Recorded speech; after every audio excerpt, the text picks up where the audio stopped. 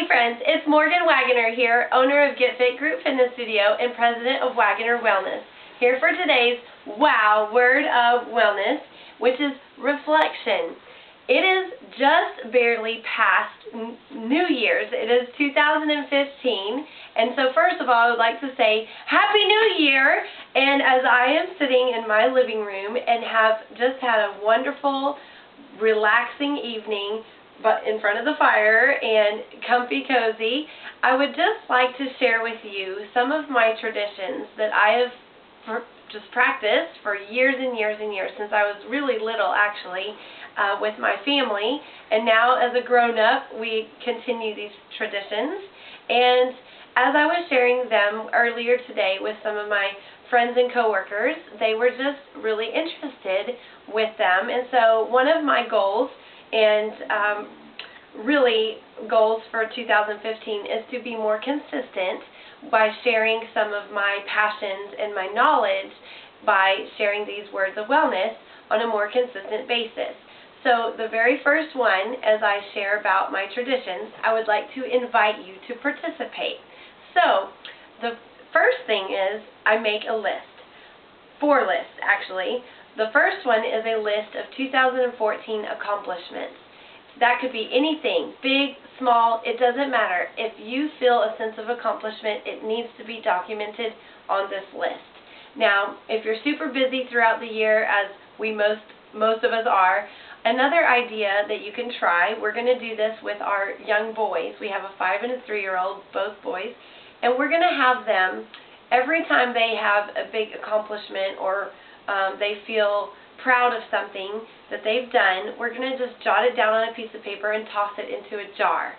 Now, next New Year's Eve, we're going to take those papers and make their list based on those little papers. So that's just an idea for you to set up a little jar on your desk or wherever and just toss in little papers, if that's easier than sitting now and reflecting over the past year, which I hope you will do at this moment.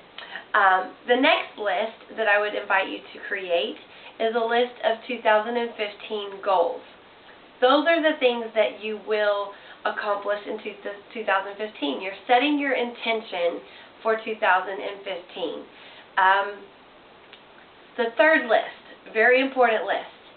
As you're thinking about things that you're going to change or you're going to improve in this next year, I want you to think about what would happen if you didn't make those changes.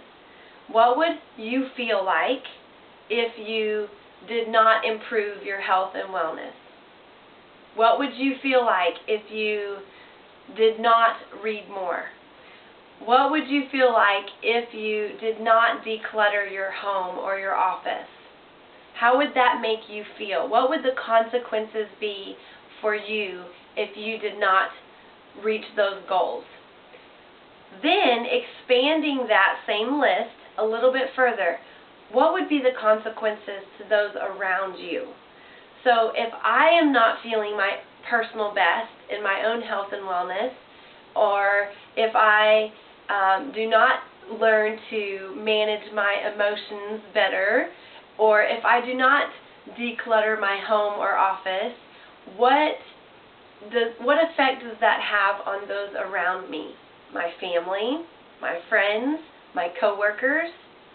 You can imagine that the consequences are not just personal, but they would be also for all of those around us, even perfect strangers that we meet every day. If we are not our best self, then we're not presenting, we're not bringing our fullness and our full presence to the universe, to everyone around us. So making a list very specifically of what those consequences may look like, to the ultimate extreme, I might add. Let me just say that. We want to go there. We want to be honest.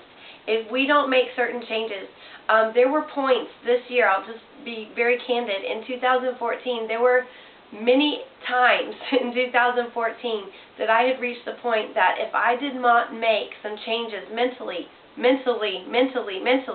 physically, spiritually, emotionally, I thought I might die. That would be the ultimate consequence of not making changes. So please go there and give yourself some leverage to make some positive change. Now the fourth list I'm inviting you to make to participate in my traditions would be to ask yourself, why haven't you changed already? So if your goal is to change your health and wellness, okay, or to change your fitness example, let's go with that example, why haven't you done it already? What's your story? You don't have enough time, you don't have enough energy, you don't have enough money, what else? What are the stories that you tell yourself? And be honest about it. Get it down on paper so you can see it right there, plain and simple, okay? And then once we have those four lists, I'll be presenting some more words of wellness and some more strategies of how we can deal with this. But we've got to give ourselves leverage. We've got to get leverage, because when we make it a must, then we will change it, and it will be lasting change. It won't just be 2 weeks working out and then back to the same old stories. It will be lasting change. But we've got to give ourselves leverage, and then we've got to interrupt that pattern, and then we've got to reassociate back to the accomplishment, to the sense of strength and the strength of pride that we feel when we make an accomplishment, no matter how big or how small. And it is worth it. And we have to remind ourselves that we are worth the effort. Vale la pena, right? You've heard me say it before. Vale la pena. It's worth the effort. So we've got some strategies, but I just would invite you over the next couple days as 2015 kicks off to make these lists. Write down what you accomplished in 2014. No matter what it was, write it down, document it, then set some goals for 2015. Think about what the consequences will be if you don't make those changes. And then ask yourself, what's the story that I've been telling myself that quite honestly is just BS? Let's just get real. It's just a BS story. So let's identify it, and let's work together in 2015 to help make lasting change. Enjoy your time of reflection. I look forward to hearing about your successes and seeing transformation together in 2015. Abundant blessings. Peace out. Morgan Waggoner.